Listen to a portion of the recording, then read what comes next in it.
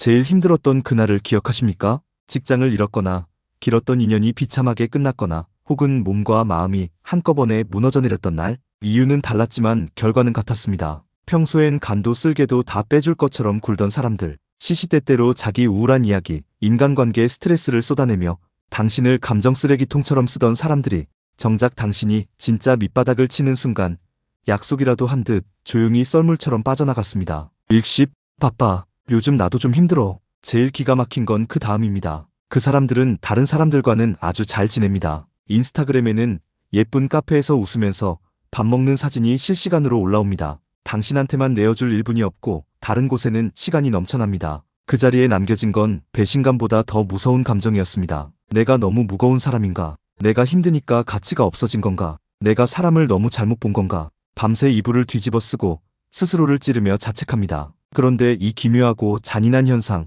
당신만 겪은 게 아닙니다. 힘들 때 사람이 사라진다는 건 놀랍도록 많은 사람들이 똑같이 겪는 보편적인 패턴입니다. 이것이 그저 우연이 아니라는 뜻입니다. 인간의 뇌 안에는 이 패턴을 만들어내는 아주 구체적이고 냉정한 메커니즘이 존재합니다. 오늘 그 지독한 자책을 영원히 끝내드리겠습니다. 지금부터 그들이 당신을 버리고 도망친 소름 돋는 이유를 진화심리학과 뇌과학으로 하나씩 완전히 해부해드리겠습니다. 이 영상을 끝까지 보시면 남은 인생에서 누구를 곁에 둬야 하고 누구를 가차없이 걸러내야 하는지 아주 명확해지실 겁니다. 왜 사람들은 내가 무너지면 뒤도 안 돌아보고 도망칠까요? 단순히 성격이 냉정해서가 아닙니다. 그들의 뇌가 당신의 상황을 말 그대로 치명적인 전염병으로 인식했기 때문입니다. 진화심리학자 마크 샬러가 제안한 행동면역체계 이론이 이것을 완벽하게 설명합니다. 인간은 수백만 년 동안 전염병과 싸워왔습니다. 항생제도 백신도 없던 시대에 전염병은 공동체 전체를 무너뜨리는 가장 치명적인 위협이었습니다.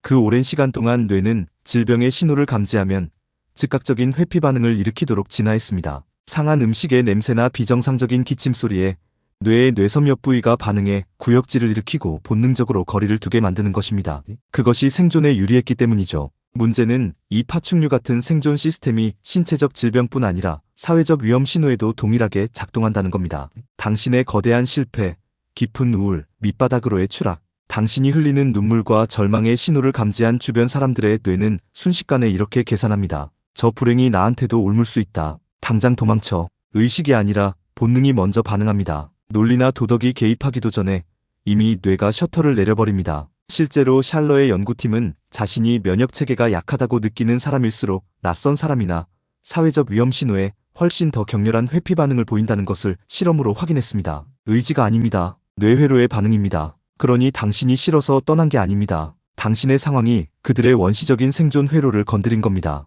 그리고 그 짐승 같은 회로를 통제할 공감 능력이 없었던 것은 철저히 그들의 문제입니다. 당신의 잘못이 아닙니다. 물론 이것이 그들의 배신을 용납해야 한다는 뜻은 아닙니다. 하지만 이 비열한 뇌과학의 메커니즘을 이해하는 것과 그 행동을 받아들이는 것은 전혀 다른 문제입니다. 이해는 당신의 자책을 멈추기 위한 것입니다. 쓰레기통에 버린 그들을 다시 당신의 인생에 들이기 위한 것이 절대 아닙니다. 더 소름 돋는 이유가 있습니다. 그들이 도망치면서 은근히 당신을 탓하는 비열한 심리입니다. 심리학자 멜빈 러너는 공정한 세상 가설을 통해 인간이 세상은 공평하다는 환상을 지키기 위해 억울한 피해자를 무의식적으로 탓한다는 것을 밝혀냈습니다.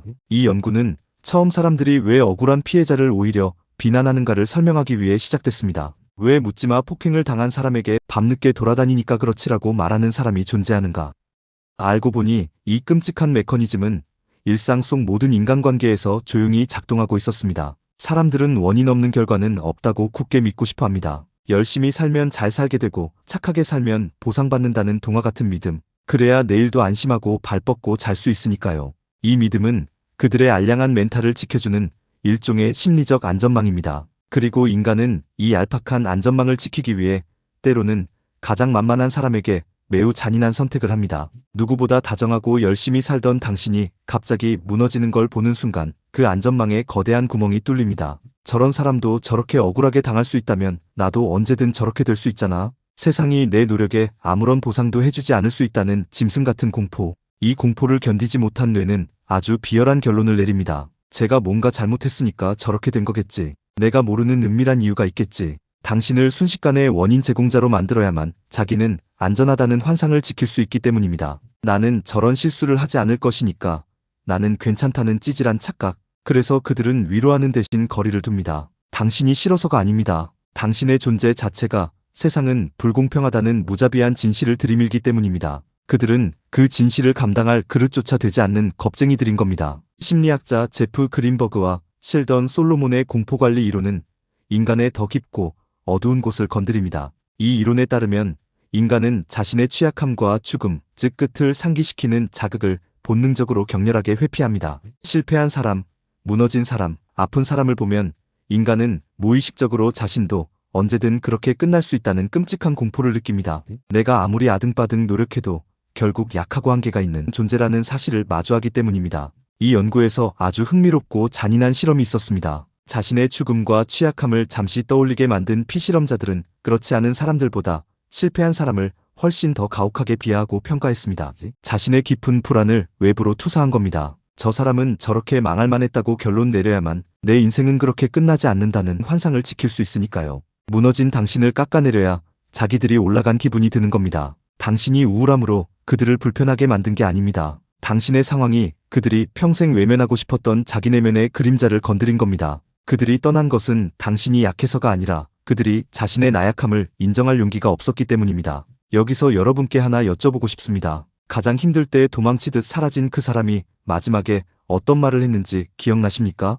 요즘 나도 너무 여유가 없어서 멘탈이 나가 있어서 그런 영혼 없는 말로 포장하지 않던가요? 댓글에 그들이 남긴 마지막 핑계를 남겨주세요. 얼마나 뻔하고 소름 돋게 비슷한 패턴인지 우리 같이 확인해 봅시다. 마지막으로 가장 혈압 오르는 진실 하나를 더 해부해 드리겠습니다. 심리학자 마크 리어리의 소시오미터 이론은 인간의 자존감이 사실은 내면의 단단함이 아니라 사회적 수용도를 실시간으로 측정하는 내부 계기판에 불과하다고 설명합니다. 사람들은 자신이 속한 집단에서 어떻게 평가받는지를 끊임없이 눈치 보며 감지하고 그 평가가 떨어질 것 같은 위협적인 상황을 본능적으로 피합니다. 무너진 사람 곁에 있으면 자신의 사회적 지위도 함께 내려갈 것 같다는 무의식적 공포가 작동합니다. 잘 안 풀리는 사람, 망한 사람 옆에 오래 붙어 있으면 남들이 나도 그런 급으로 볼 거라는 천박한 공포 말입니다. 인간은 집단 안에서 살아남아야 하는 사회적 동물이기 때문에 이 공포는 도덕과 의리를 가볍게 무시할 만큼 강력하고 빠르게 작동합니다. 그래서 그들은 당신이 다시 일어설 때까지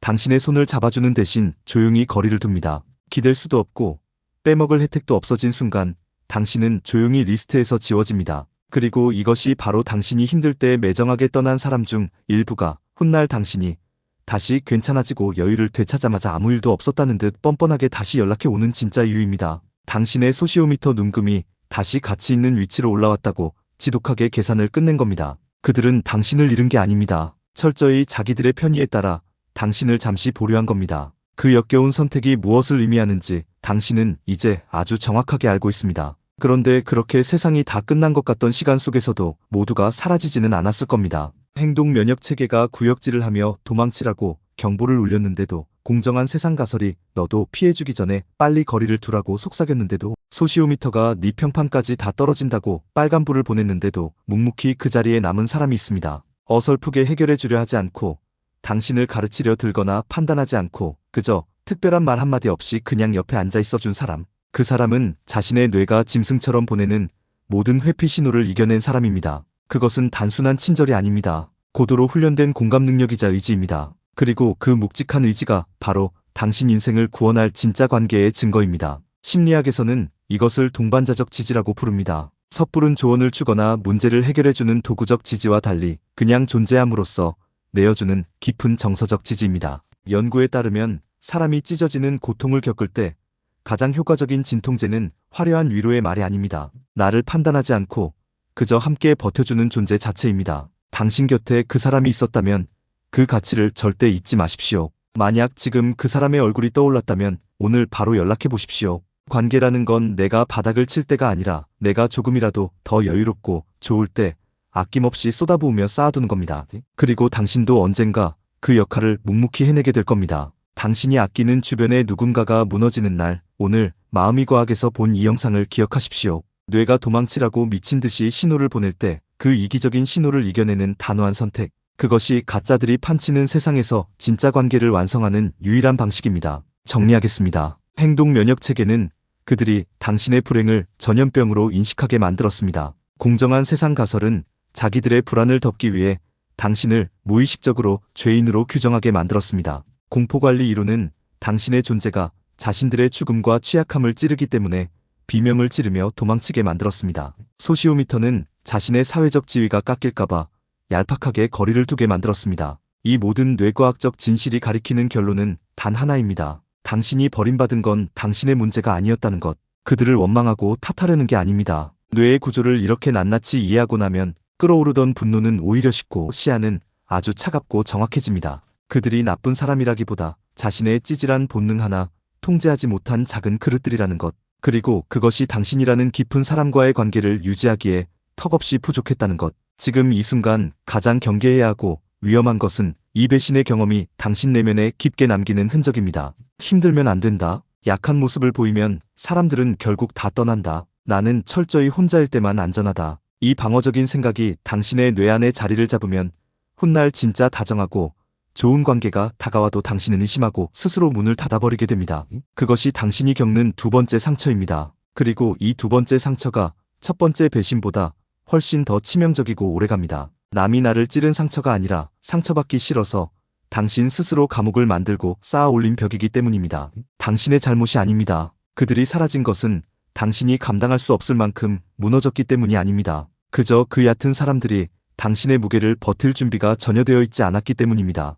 당신이 인생의 가장 어두운 바닥을 길 때 그 어둠이 무서워 떠난 사람은 당신을 잃은 겁니다. 당신이 그들을 잃은 게 절대 아닙니다. 그 알량한 사람들이 당신이 다시 괜찮아지자 슬그머니 뻔뻔하게 다시 연락해온다면 그때는 당신이 그들을 가차없이 무시하고 보류할 차례입니다. 오늘도 텅 빈 관계의 폐허 속에서 스스로를 다독이며 혼자 버텨온 당신의 그 다정하고 강인한 마음을 응원합니다. 지금까지 마음이 과학이었습니다. 이 영상이 오늘 밤 당신의 자책을 멈추는데 도움이 되셨다면 구독과 좋아요가 큰 힘이 됩니다. 당신과 비슷하게 억울한 자책 속에 잠 못 이루는 누군가에게도 이 영상이 닿을 수 있도록 주변에 공유해주세요. 다음 영상에서도 이름 없이 떠돌던 당신의 아픈 감정들에 명확한 뇌과학의 이름을 붙여드리겠습니다.